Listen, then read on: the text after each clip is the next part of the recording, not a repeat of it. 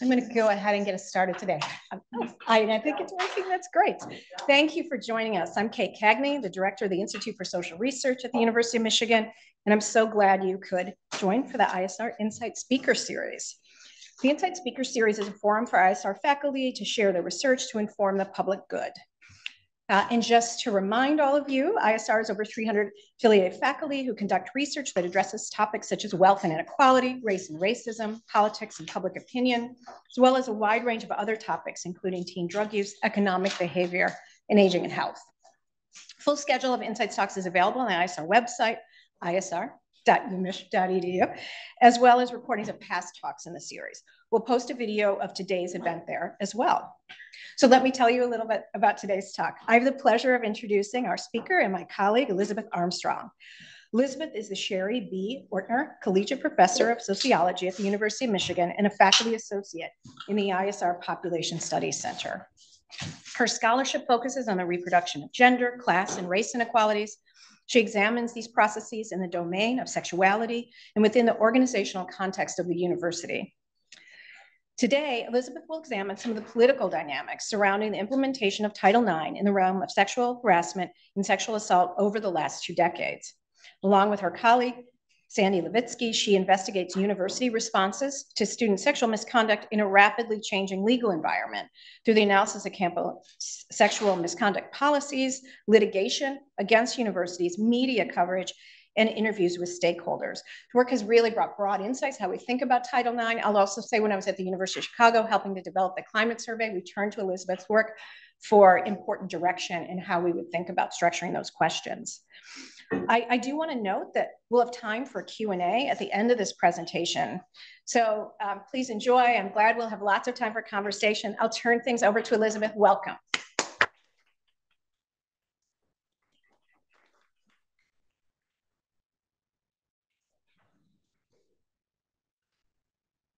Okay, did that turn on? Can you hear me? Okay. No? Let's see. Is that better? Yes. Okay. Well, okay. Yeah, so thank you so much for the invitation, and thanks, Dr. Cagney, for that wonderful introduction. And I really appreciate the opportunity to share this work today. I just want to say right off the bat that my wonderful co-author and collaborator in this project, Sandy Levitsky, is right here, and we'll maybe jump in a little bit as we turn to questions later, and I hope to leave a good chunk of time for questions. So yeah, so I'll talk today about Title IX due process and the struggle over campus sexual assault. I'll start with there's the direction, 2 kind of motivational, empirical motivation moments to sort of get us thinking about this. So on the left here, this is 2016, we're at the Oscars. We see Lady Gaga and Joe Biden on the stage with a lot of survivors, and they're in a very celebratory mood because they are really thinking that the U.S. is at a turning point in really addressing campus sexual assault. This is under the Obama administration. There's been lots of activism.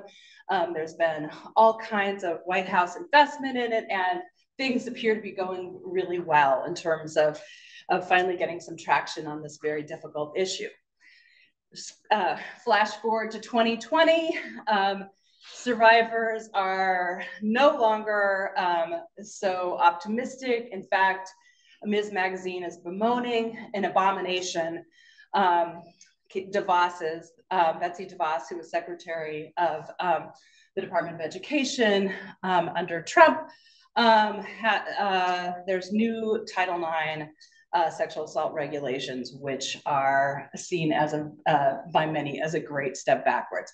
4 years, big change. Okay, so that's one sort of motivational point. Stepping back to a little bigger picture, 1972, we have Title IX passed. 37 words, famously very short. No person in the United States shall, on the basis of sex, be excluded from participation in, be denied the benefits of, or be subjected to discrimination under any education program or activity receiving federal financial assistance. Really, like at the time, people didn't really realize what incredible potential or impact this law could have. But it was short, simple, not very elaborate. Okay, jump forward to 2020. The Department of Education regulations that were passed at that point were over 2,000 pages. Huge amount of bureaucratic complexity. Our own policies, I don't mean you on the right to be able to understand this stuff. This is just a kind of indication. Like these, like 6 links here will take you to more links for more policies, hundreds of pages of policies just at the University of Michigan to regulate, respond to, define everything related to the sexual misconduct space. There's, I think, very few people at this university who could actually say that they have read and understood the full body of SPGs and policies that govern sexual misconduct at this university. The investigators in the ECRT office need to print them out and put them in a large binder in order to just have them at their disposal. So we've seen this enormous legalization, bureaucratization, complexity.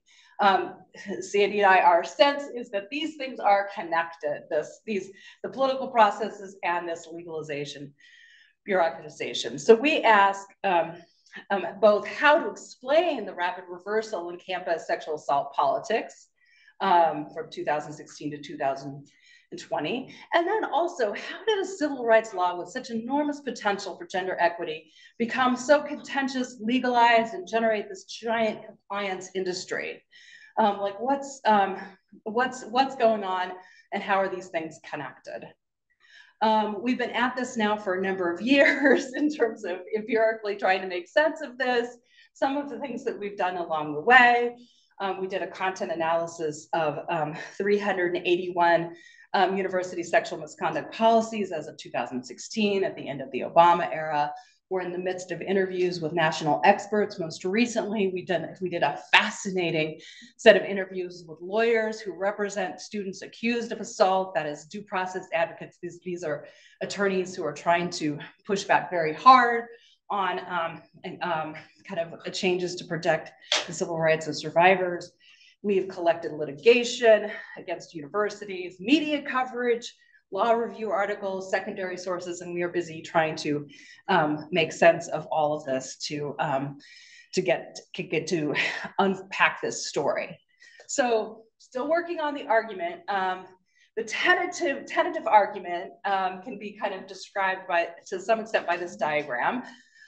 So attempts by feminists and those who are trying to deploy the civil rights logic of Title IX, particularly under the Obama administration, but this has a longer history, to persuade universities to do more to prevent and respond to campus sexual misconduct, have sparked a powerful legal and political backlash.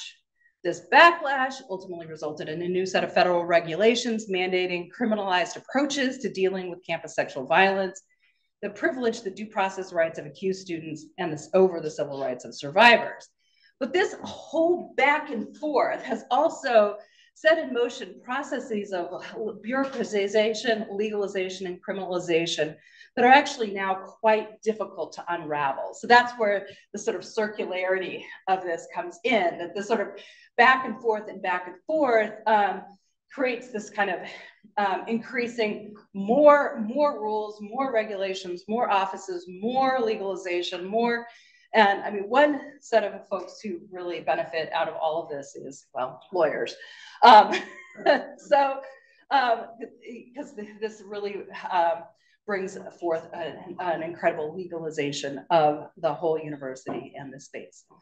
But to kind of unpack this argument a bit, I'm going to kind of step back and describe some kind of key moments in the process that kind of led us to kind of where we currently are. And just kind of as a side note, this is very much unresolved. I mean, right now, the Department of Education, the Office for Civil Rights, is currently in the process of revising Title IX regulations. Yet again, we don't know where they're going to come down. It's very, very much still and probably will continue to be kind of politically contested. Moving back, part one is a sort of argument that sexual assault is in fact predictably produced by the operations of the university. This is kind of a starting point from my earlier work with Laura Hamilton, Paying for the Party, where we got inside of a Midwestern university, not the University of Michigan, and watched how the kind of organizational unfolding of student life occurred. We described the university provision of a party pathway and looked at residence life and Greek life and just the sort of how student life unfolded. And this picture, which is like just a stock photograph, is kind of meant to show the way that race, class, gender, and sexual hierarchies are kind of produced within student life, that fun and sexual violence are linked and produced in these processes, and that the university organizational arrangements are sort of implicated in this production. So this is kind of one of the ironies that led me from this first book project, or this book project, the Paying for the Party, to this project is like, okay, we have one part of the university producing the violence, and then there's other parts of the university that are responding to, managing, and trying to prevent it. And just as a scholar of education and higher education, interested in sort of the complexity of these organizations that we're in that are doing things at cross purposes at the same time. And kind of arguably, the sort of production of sexual assault in higher education is kind of runs along with the co-education of women, the bringing on board of women into higher education, and now graduating from college at higher rates than men. There was a 1957 American Sociological Review article documenting the present sexual assault on campus. It's been ubiquitous, and as Lilia Cortina, my colleague in psychology, has shown that she argues that like gender harassment is about pushing women out. That in fact that there's this sort of ambivalence about the status of women in education is part of what's happening. Seamster has a concept of predatory inclusion, which we could think about that as having to do with race as well as gender, that there's this still this ambivalence in higher education about the sort of diversification of the entire project. So some of these so that's where also these addressing these forms of bias and discrimination are in fact civil rights issues, because they are about the sort of full equity, inclusion, access to these institutions. And the issue that sexual assault has been ubiquitous, 50s, 60s, 70s, 80s, 90s, right? That this is not something that was unknown to university administrators. This quotation here, I pulled from a footnote from Murray Sperber's 2000 book, Beer and Circus. I think I found this when I was working for Paying for the Party. This is an unnamed administrator at Ohio State University commenting off the record in 1998. The subject is the briar patch of university life. If I'm public with you about date rape as the school's cost of doing business, you can bet that some lawyer for an OSU date rape victim will use it in a trial someday about the school's callousness. People knew. There has been sexual assault predictably produced. University climate surveys show that from the 50s on, actually still now, roughly a quarter of undergraduate women experience sexual assault while they're on campus. This is, if you get into the sort of nitty gritty of measurement things, it gets dicier and dicier in terms of like definitions changing over time, and how does this vary across the sector, and kind of all of that. And that could be a whole other sort of sidebar conversation, the measurement issues, but it's been high levels and it's been ubiquitous. Of course, there's also been pushback against this for a very long time. The first waves of anti-sexual violence activism on campus in the 1970s and 1980s were really important. They generated some activity on campus, prevention programming and victim support services. For example, SAPAC, Sexual Assault Prevention and Awareness Center here at the University of Michigan, emerged out of this activism in the 1980s. But these efforts remained marginal to university operations and did not measurably decrease sexual violence on campus. And for the most part, up through the 80s and 90s and really into the 2000s, if someone was assaulted on campus, there actually was pretty much literally nothing they could do or nowhere they could meaningfully go. Like when I was collecting data at my big research university in the early 2000s, the notion that any of the women on the floor that we studied would in fact report their assault, or that there was anywhere to report it to, or anything that could in fact be done, or anything meaningful that could be done to make their social life safer, was pretty much not a thing. So this notion, so things have changed a lot since the early 2000s. And we'll hear, and then I'll talk a little bit more about that in the next steps. So at the same time as this sort of kind of flailing efforts to address the issues were happening on college campuses, there was also kind of under the radar activity that was happening. The notion that Title IX actually applies to sexual harassment was not obvious in the original 1972 law. Legal scholars, feminist legal scholars, in fact, had to invent, create, define, make legally the case sexual harassment. Catherine MacKinnon, our colleague in the law school here, is very famous for her work in defining sexual harassment in both the employment and higher education space. So by establishing this case, Alexander versus Yale in 1980 was very important in this. It creates the possibility to deploy Title IX in a way to attempt to hold universities accountable for sexual violence on campus. This legal architecture gradually developed through the 1980s and 1990s. One of our colleagues, our co-authors, Celine Reynolds, has just finished a book where she really goes into the comparative historical nitty-gritty on how it is that it became possible to sort of deploy Title IX in reference to sexual harassment. And I think I'll stop here with just to make a little sort of sidebar to kind of get in front of one of the questions that we often get, which is like, why is this stuff not just sent to the police? It's criminal. Why is it not just, why don't the police just handle it? Well, I mean, one response is the police rarely do a very good job.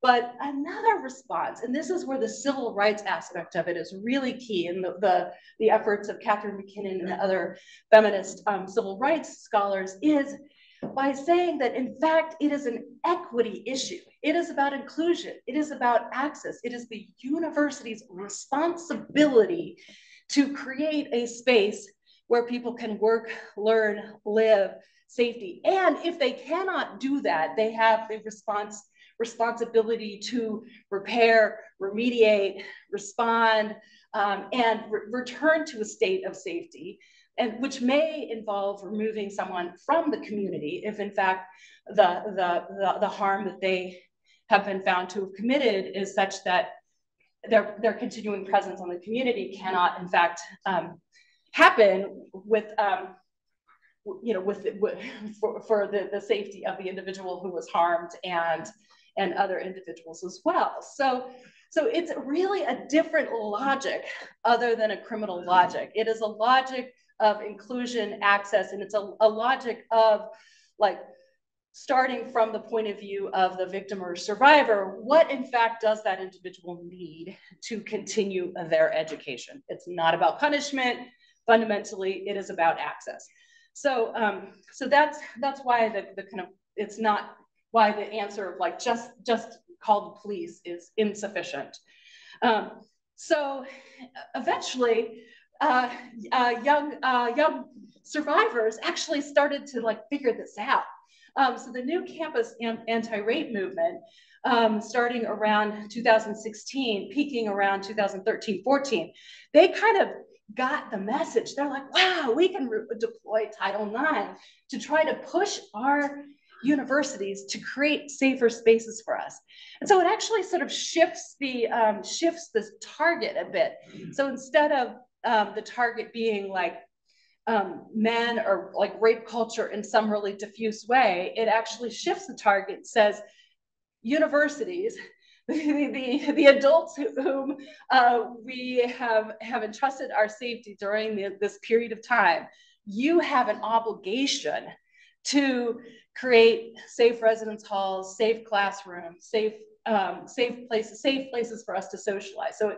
So they deployed Title IX and use social media as a vehicle for mobilization. So one of the peak moments of this was right around 2013-14. Here's Andrea Pino and Annie Clark in the New York Times. They were also featured in The Hunting Ground, which some of you may remember was like very much making the rounds at this time, this documentary. They figure through social media how to connect across multiple campuses and figure out strategies to file multiple complaints on the behalf of survivors at multiple schools with the Office for Civil Rights. Time magazine refers to a rape crisis in higher education in 2014. This gets connected to work in the Department of Education. This activism contributed to and was accelerated by what has become colloquially as the Dear Colleague letter. Dear Colleague letters are very common in the federal government. They are written all the time, but this one had such an incredibly kind of bombshell effect in the field that it became known as the Dear Colleague letter. Combined with newly aggressive Office for Civil Rights Enforcement, the active sponsorship by the Obama White House, there was like just a kind of a moment of like kind of great, sort of turmoil in the field around this issue. Here is the now rescinded famous Dear Colleague letter, which from the point of view of the people who were in the Office for Civil Rights, who we have yet to interview, but we will, at this time, they saw it as just a clarification of how Title IX had, in fact, been evolving over the past 20 years, that it wasn't so far from the 1997 or 2001 guidance. Schools and universities, individuals who were lawyers who defended accused students begged to differ. They saw this as massive overreach, as essentially pressuring schools to just completely ignore the rights of accused students and have propagated a narrative that is a kind of what Sandy and I have been referring to as kind of the overcorrection narrative. One of the things that we've been doing is tracing the pathway of this overcorrection narrative through the media and looking at its construction and looking at the ways in which attorneys on behalf of accused students kind of leveraged in relationships with journalists and journalistic conventions to propagate and kind of extend this narrative. So I'm kind of getting ahead of myself a little bit in the story, because once the Dear Colleague letter kind of hit, university administrators were very worried about OCR investigations. And given that the OCR at that point was more concerned with enforcement than it has been at various other times, universities were sort of floundering around trying to get it right, trying to figure out what do we need to do? How do we need to revise our policies? What do we need to hire more people? Do we need to do more training? But there was just a lot more attention focused on this after the 2011 period. And this actually created a lot of stress internally on administrators. This is from Inside Higher Ed in 2014, writing about how now Title IX work has become emotionally and psychologically draining, especially for Title IX coordinators who don't have a background in student affairs, who aren't used to the emotional toll of these kind of cases. So this became an area that was a lot of turnover, Title IX coordinators quitting, getting fired, hiring, just a lot of efforts to try to figure out what to do. A lot of schools got stuff wrong, not nearly as many as the rights of the accused folks suggested, but there was just a lot of activity going on in this period. This is kind of shortly after 2011, and then the end of the Obama administration really kind of bookended this era. But even while Obama was still in office, the backlash mobilized extremely quickly. For example, this book, The Campus Rape Frenzy, The Attack on Due Process at American Universities by Casey Johnson and Stuart Taylor. We had a very long and very interesting interview with Casey Johnson. This book is just flat on backlash, in terms of the rights of the accused.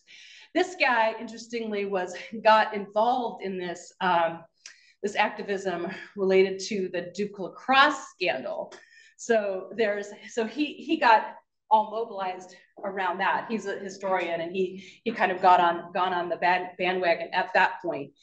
But with the Dear Colleague letter, then quickly started kind of generating a number of new social movement organizations, like the Families Advocating for Campus Equality that I have listed here. Its mission is to support and advocate for equal treatment and due process for those affected by inequitable Title IX campus judiciary or disciplinary processes. Existing organizations like FIRE, the Foundation for Individual Rights, and a number of men's rights organizations, including organizations that are so far right in terms of the men's rights that they are viewed as hate organizations by the Southern Poverty Law organization. So that the kind of men's rights kind of groups just those groups, and then folks who are sort of classic democratic sort of civil rights folks, like ACLU type folks as well. I mean, the groups that sort of really jumped on the bandwagon on the due process rights of the accused were really kind of spread across the political spectrum and with varying different kind of gender ideologies, but there were they're pretty coherent and organized, and as we were interviewing the attorneys, very, very kind of linked together. And this is related to a massive uptick in lawsuits against universities. These right here are lawsuits just against 381 schools that happen to be in our sample. The blue bar here is respondent lawsuits. That means people who were accused of misconduct suing the university. The pink bar is complainant lawsuits. That is people who were victimized or suing the university. So basically, parties on both sides believed that their universities were mishandling the cases, and these lawsuits very much accelerated after the Dear Colleague letter in this very politicized period. So we have Trump elected. So the Obama era ends. We have Trump putting Betsy DeVos into the Department of Education. And we have this very politicized movement, and that's another paper that Sandy and I are working on is really making the case that these attorneys engaged in representing individual students were in fact engaging in like social movement activity, which is in the socio-legal literature not necessarily expected or well understood, but we're writing about that as well. So this group managed to get direct access to the Office for Civil Rights, including individuals who were basically from this like far right men's rights groups. And they admitted freely in the interviews I did, they were like very proud that they got this direct access to the Office for Civil Rights to, in fact, inform what the Title IX regulations would look like. It was a very politicized moment. Over 100,000 comments were submitted. In the new notice and comment period that's happening now, there are even more, we're told. But what we got out of it was the requirement that universities implement a very, very adversarial, very criminalized adjudication procedures with near criminal level due process protections. And so to kind of sidebar in that, like the more process one has, I mean, process isn't yes, no, process is a continuum. And the more, and in criminal procedures, the notion that you're removing someone's liberty or, you know, in some cases, like the death penalty is at stake, the importance of process is extremely high. But like if you import that into the university context, where in fact the notion was that the point of Title IX was simply to figure out how to keep students safe and able to continue their education. It wasn't supposed to be punitive, you know, and necessarily investigatory. The notion was access. So yeah, so there's been a conflict of these logics, and the criminal logic is winning at this point. But yeah, so then we have some of the headlines after the DeVos regulations went into effect. Betsy DeVos just rolled back protections for sexual assault survivors. The New York Times just revealed Betsy DeVos's plan to let colleges off the hook for sexual assault. Yeah, but then we have the political, you know, back and forth. Biden's elected, and now we have a whole nother round of political back and forth. So in terms of our, you know, tentative conclusions, this political back and forth between feminists and those protecting the status quo have set in motion processes that have pushed university responses to become more legalized, more bureaucratically complex, and more criminalized. And sadly, with no convincing evidence to date of a reduction of sexual harm on campus. It would be nice if if maybe that was happening, but so far I haven't seen any evidence. So this is kind of back to, you know, our kind of argument about the political back and forth setting into effect this process, and kind of the but this attention actually toward the adversarial adjudication of complaints actually also moves away from the sort of logic of Title IX, because you can imagine an interpretation of Title IX that focused on kind of preserving education and structural change. That is trying to figure out how to prevent the harm in the first place and how to respond to it in ways that are not so much about investigate, punish, but are about actually to figuring out how to make the university a safer place. So this whole process actually, interestingly, has not only contributed to the legalization of the university, but arguably has created the opportunity for the movement of criminal logics and ways into the university in a more general way. It's kind of like Title IX is a Trojan horse for bringing kind of criminal logics into the university. I mean, with everything we're thinking about sort of the carceral state and sort of the sort of creeping, the kind of creep, like what the scholar Mimi Kim refers to as carceral creep. This is a concern as well. Lauren Edelman, one of the scholars we've drawn on heavily, a socio-legal scholar, talks a lot about the legalization of organizations as the process through which elements of law and legal principles become relevant to organizations and motivate the infusion of law-like ideas and creation of law-like structures into organization governance. Definitely has been happening in this space. And there's also this kind of notion of like hyper-organization that we're living in an organizational society. So in which organization is seen as a solution to just about every problem. And in this case, the intractability of the problem and the lack of meaningful ways to measure improvement sort of also intensifies the impulse towards organizational expansion. And so, you know, that's a puzzle too, because in some sense, in order to actually do better in this space, we need to engage in some forms of organizational expansion. For example, here at the University of Michigan, as a result of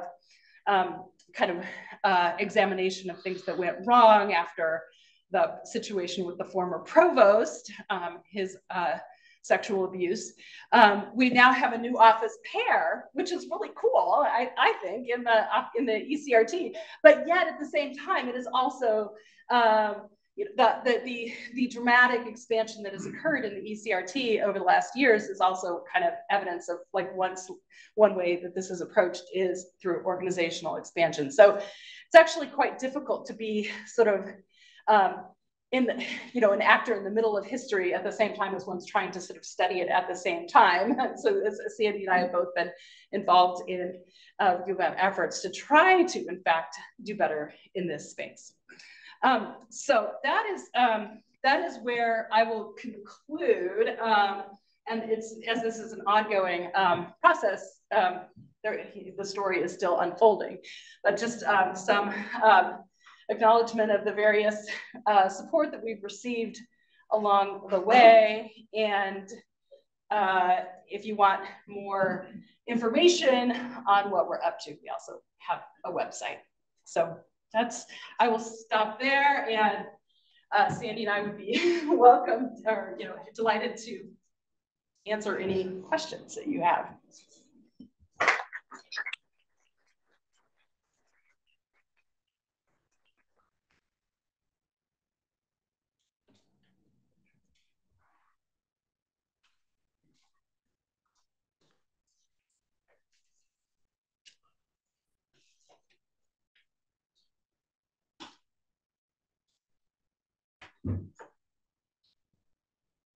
Hello. Hi. Thanks for the enlightening talk.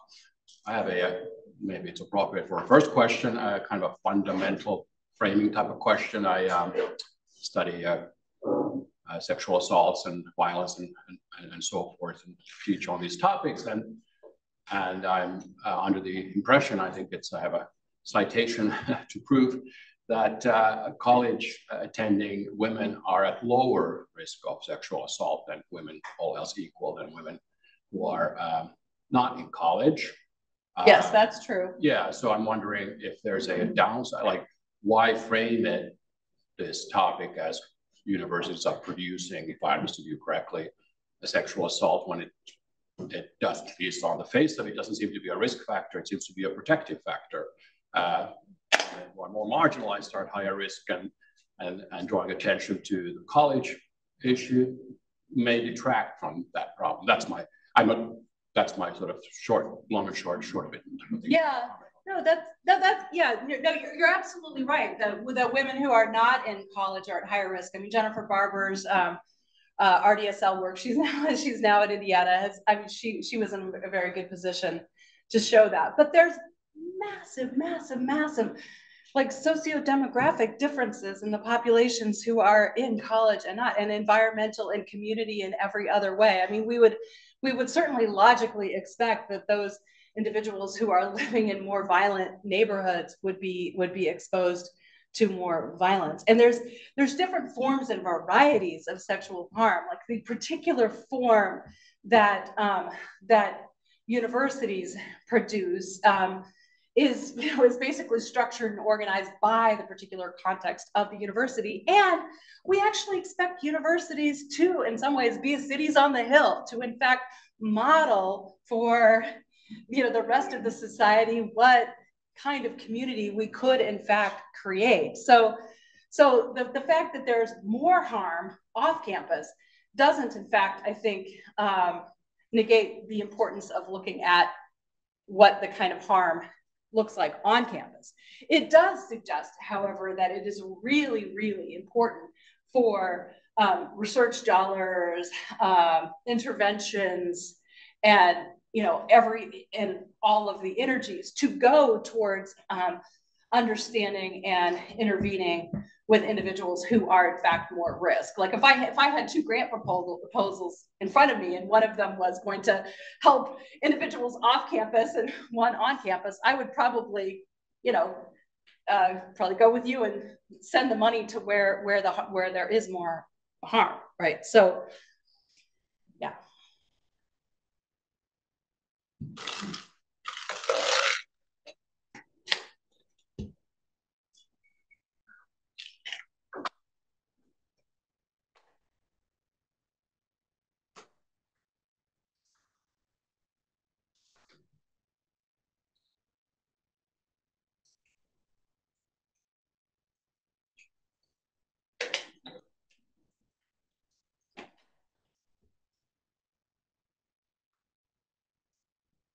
Hi, maybe I missed it. You talked about the changes that happened under Betsy DeVos and Trump, but what has changed so far with the Biden administration?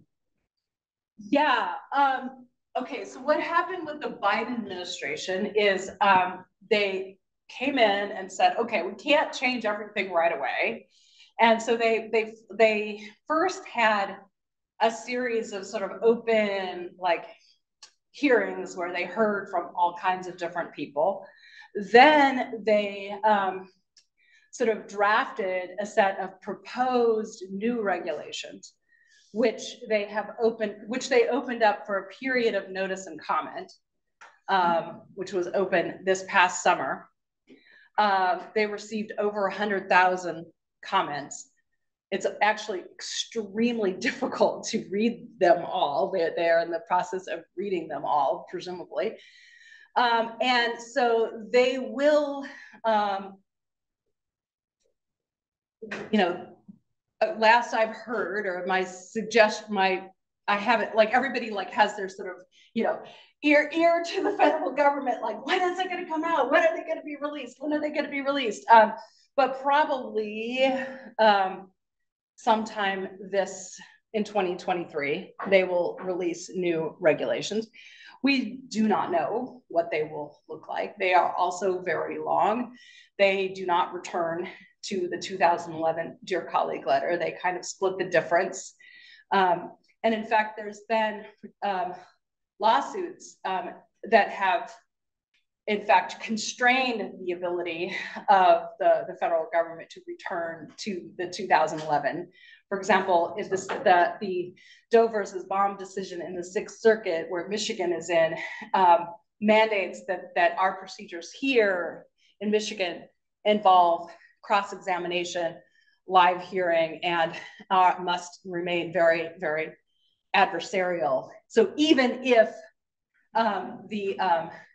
the new regulations allow for that to not be in the process, but those will still have to be in the process in the Sixth Circuit. So yeah, so it's become like a legal patchwork. So this issue of every single circuit has the laws at different places, and very, very complex.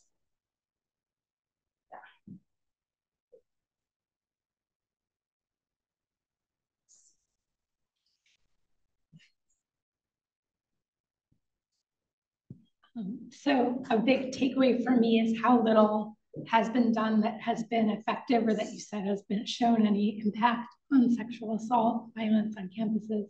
Is there anything that you've seen in your research about what does work? Yeah, well, I can also, I'll say one thing on that, and then I think I'm going to pass off to Sandy on this. In terms of, there's some research. For example, one form of prevention education that is Charlene Sen, who she has a program that's very, very like linked. It's for women kind of in alone, and it's not like the kind of old school like self-defense, but it's a very much of a kind of feminist empowerment based program. Has been shown to be enormously effective at protecting the particular individuals who go through the program. Now, it's quite possible that because they just get better at protecting themselves, the individuals who are trying to perpetrate just go on to the next person. Unclear if it actually has community level effects. But the scholarship is really weak, actually. I mean, that everybody after 2011, everybody went to all this bystander education because there were a few weak studies suggested that it might do a little bit of good. And it's not really clear. But I will, do you want to talk about the CCRT? Kind of? Yeah, so people who study organizational theory will be familiar with the phenomenon that what tends to happen when lawyers and administrators are in charge of setting our policy and practices is we look to all of our peers to see what everybody else is doing. And so all of us will take our online sexual harassment training, even though there's no evidence that it actually works, and in some cases makes things worse. And all of our policies and practices can fit in that category. The University of Michigan, as a product of a class action lawsuit, has created a new body called the CCRT, the Coordinated Community Response Team, which draws new voices outside of the Office of Legal Counsel and our top administrators from all three campuses and all different aspects of the University of Michigan community to start thinking about the problem of sexual assault from a totally different perspective. Like, what happens when you bring new voices to the table? What happens when you look beyond our peers for solutions, when you look at other research being done? Can we think about doing this in a different way? So the CCRT just launched this past fall. Its research is just getting underway. Both of us are on the committee, but it includes graduate students and undergraduates, lecturers, professors, staff members, again, from all three universities. So it will be very interesting to see what happens when you bring new perspectives and new research and you start looking at the problem, which has been ongoing for decades. Can we think about doing it in a different way? And that's the focus of the group. And a lot of the ways that people have thought about it have been in terms of educating individuals. As an organizational sociologist, I think a lot of the things that are likely to have bigger impact are sort of structural organizational changes. So, and a lot of the kinds of changes that would actually potentially help, universities are, for a lot of reasons, unwilling to do.